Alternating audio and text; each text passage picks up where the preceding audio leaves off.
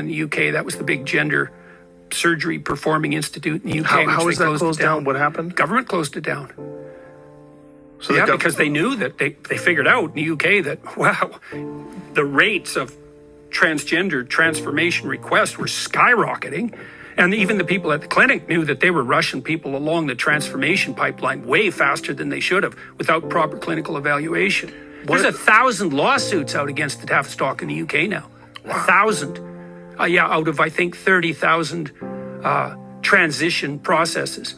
So what is the difference between the way the UK is processing this versus the way we are? Well, we're still where the UK was 3 or 4 years ago. We haven't woken up to the fact that, all hell's going to break loose on this front with people like Chloe Cole, launching lawsuits. That's the only thing that's ever going to stop this. Lawsuits, absolutely. Yeah. Or jail sentences. So, it's absolutely appalling. This is part of the reason that I felt like I've been at war for 6 months. It's so crazy that what you're saying here, although it's backed by the literature, it's obvious you have an expertise in this area, that this is labeled as transphobic. Yeah, this is a transphobic Well, it's even worse than that, because the data, and this was known, let's say 10 years ago before this all became an issue. Ken Zucker in Toronto, he was the world's leading authority on transgenderism. He divided it into 2 parts. There's the autogynephilic types. Those are the guys who get sexual kicks from dressing up in women's clothing and then go do drag queen story hour. Say, well, we're just, pristine and pure. It's like, no, you're not. You're getting a sexual kick from dressing up in women's clothing. And let's not bloody well forget it. And you can't even say that now, but every clinician worth his salt knew that for decades. And then there's another subpopulation, and those are usually gender non-conforming kids. And, like a conservative skeptic might say there's no such thing. It's like, no, there is. So your typical gender non-conforming kid would be the perfect target for this, would be feminine boy or a masculine girl who's high in trait openness, so has kind of a mutable identity, who's also high in neuroticism. And there's lots of kids like that. And so they don't fit in that well with their peer group. They're tomboy girls or feminine boys. And then if you track a lot of them, some of them develop body dysmorphia. They're not very happy with themselves at puberty because they don't fit in.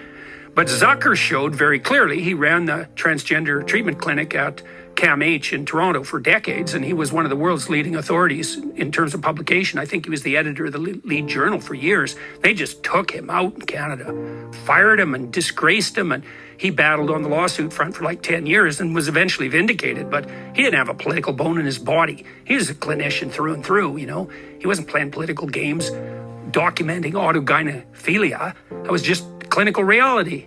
Now it's become verboten to even suggest such a thing. Oh, there's nothing sexual about this. It's like, yeah, right.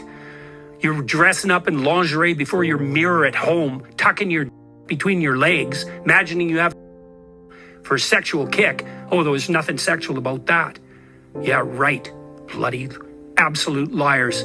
Now, then you have the kids who don't fit in on the gender front. That's a different pathway. But with them, if you leave them alone, so do no harm, leave them alone.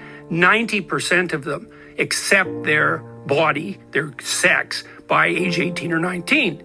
And 80% of them are gay. So what that also means is, and the gay community is going to wake up to this sooner or later, is that most of the kids being sterilized and mutilated are gay. 80% of them. So I don't see how the LGBT alliance is going to hold up under that sort of reality.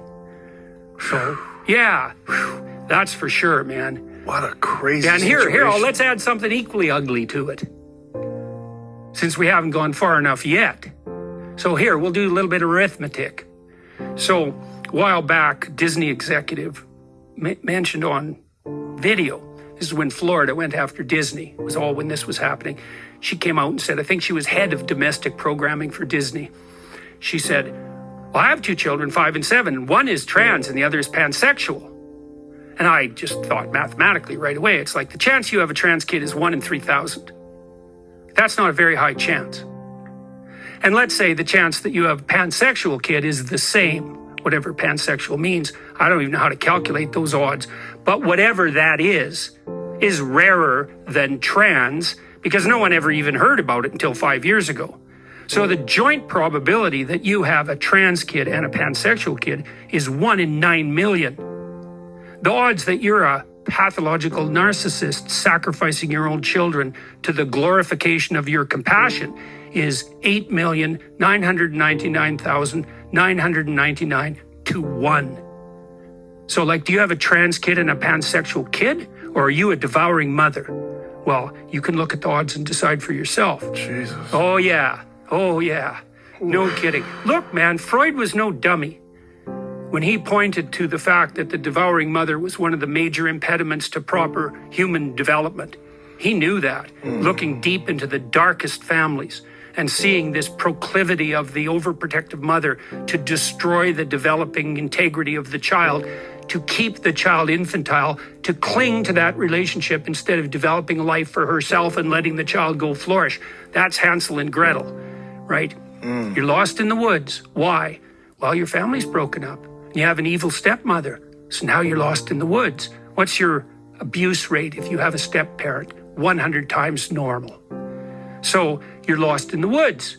Well, what happens? Well, you come across a gingerbread house. Well, that's pretty damn convenient. You need a house. It's more than you could even hope for. It's not just a house. It's a house made out of candy. Well, what's inside a house made out of candy? A witch who wants to fatten you up and eat you. And that's the devouring mother, and that's an old fairy tale. Yeah, no kidding. Yeah, and so, we could dwell on that for a minute too. One of the things we won't honestly discuss in our society, one of many, is the fundamental nature of female political psychopathology. And there's male political psychopathology, obviously. That's what the feminists complain about all the time when they talk about the oppressive patriarchy, toxic masculinity. There's no shortage of toxic masculinity. So is there any toxic femininity? Well, not if the feminine is just the, oppressed virgin goddess whose nature, but how about we don't live in that fantasy world? And we know, yeah, there's female political pathology, the tendency to infantilize everyone, and the tendency to assume that everyone who doesn't go along with the infantilization is properly characterized as a predator. And so, you wonder, why are the universities turning into extended daycares? Well, a lot of the reason for that is that women who don't have anything better to do are turning the university students into the infants they never had. So, yeah, Jesus. I don't know when we'll be able to be mature enough to have that conversation.